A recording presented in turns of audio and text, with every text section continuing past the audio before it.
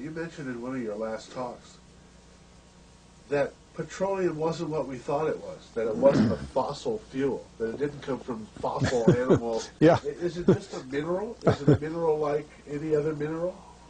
Is that how it, what would you say? What's the origin of You see, petroleum? when they first found petroleum, because they were beginning to make motors and needed on axles of wheels on railroad trains and all that sort of thing, and remember trains started in the beginning of the 19th century, then oil went from just a lubricant to a fuel, and it made it valuable. And Rockefeller happened to be the smartest man in the business at the time, but he made most of his money, or much of it, off the transport of the petroleum as well as selling it. But one thing they realized was, because oil is putting a price on oil is like putting a price on a pail of water. You know, no initial cost. It's in the ground, and in those days they were, some of it, almost what you'd call surface mining the oil. They didn't go down deep. So in order to get the price up, they hit on the idea that they would have to make it appear to be scarce. That boy, after we take the next few barrels out, we're probably going to have to close as well, you know, that kind of thing. Well, a very fortuitous event. In 1892, there was a convention in Geneva of scientists to determine what organic substances are. Well, the definition of organic is a substance with hydrogen, oxygen, and carbon. And so it's usually a living substance, a tree. You analyze a dead tree, hydrogen, carbon, and oxygen, and grass and so on, living things. Animals, we are hydrogen, oxygen, and carbon. So at this Geneva Convention, Rockefeller took advantage of sending some scientists over who said, oil, petroleum, is hydrogen, oxygen, and carbon. Therefore, it must be derived from the spoiling, the rotting of formerly living matter. And playing the game properly, when this scientific convention was over, they defined oil as the residue from formerly living matter. Well, that makes it a fossil fuel. I don't know why they decided to use the word fossil, but it says formerly living matter, it's fossil. Well, of course, today, and another thing we should know is that there has never been a fossil, a real fossil, found below 16,000 feet. And you can't argue at 16,000 as a level line because someplace the ground sinks and so on. But 16 is what the scientists say, 16,000. We mine oil, or we drill for oil, at 30,000, 33,000, 28,000 every day of the week. So right there we rule it out that it isn't fossil fuel. It's called fossil fuel for the minds of the public to feel that it is an asset that is running out, being depleted. We talk about depletion allowance, which is a lot of, you know.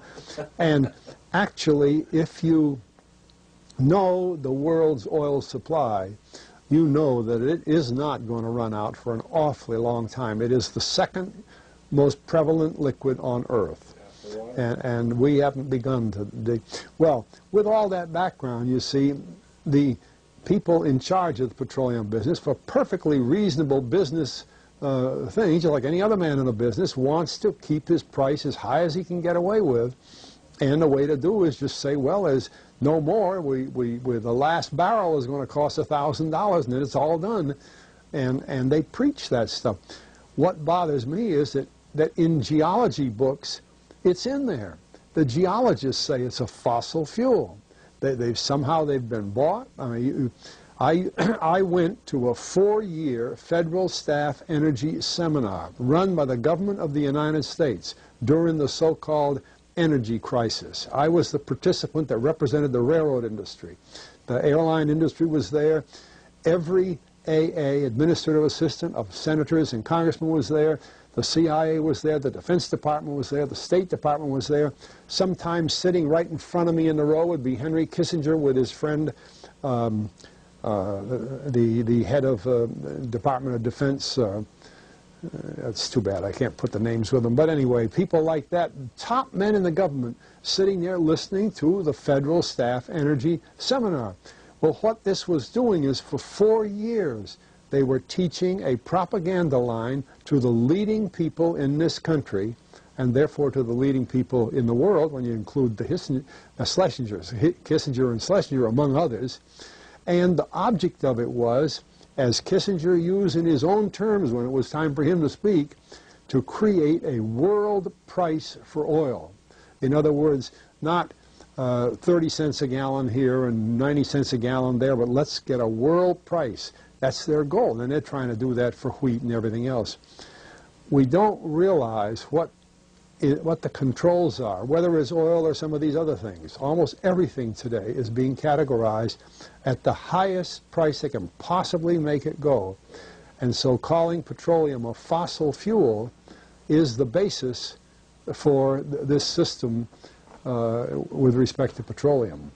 And I don't know if the name Arthur Kantrowitz rings any bell. Arthur Kantrowitz is the head of the Kantrowitz Labs, set up by the AVCO company near Boston, scientific laboratories, and a great man in the scientific world.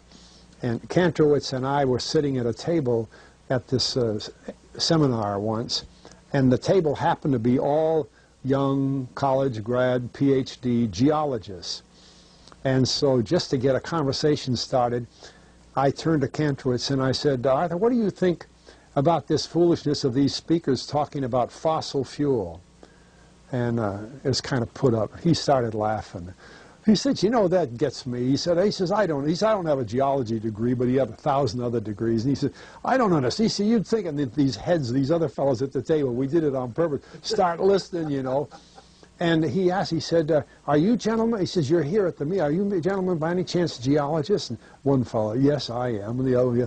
He said, well, why don't you tell me? He said, why is oil, you know, and he went on like that. We brought the house down because nobody could argue with Kantrowitz. He like Einstein. People aren't going to, and he told him right there, he said, just drop it. But it's in all the books and in all the papers. But it started from that strange meeting in 1892, a scientific convention. I have a big, thick scientific encyclopedia put out by the Divan Ostrin Company that's about 15 years old now, but it has the whole story of the conference. It doesn't have the Rockefeller part, but it has the whole story of how they straightened out organic chemicals and how it was all figured, and they've got petroleum right in there. Amazing. Amazing. So these aren't accidental things, you see. There's a dollar sign behind almost everything.